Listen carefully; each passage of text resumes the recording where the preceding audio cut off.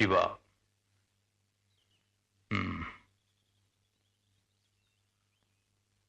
నువ్వు బయటికి వెళ్ళు.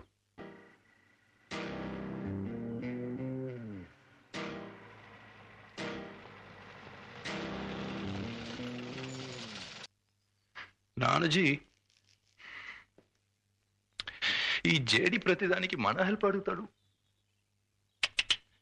ఈ స్టూడెంట్ లీడర్లు మనకు బలం అవ్వాలి కానీ మన బలం మీద వాళ్ళు బ్రతకూడదు.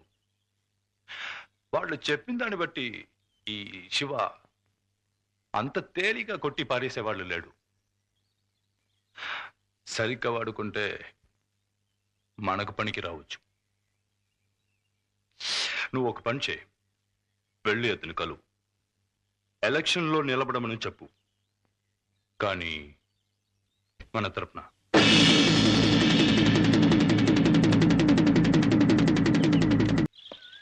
నువ్వేం ఫీల్ అవ్వకు, ఆయన మూడు బాగలేదు, తర్వాత నేను చెప్తానులే. ఇప్పుడు శివ ఎక్కడ దొరుకుతాడు?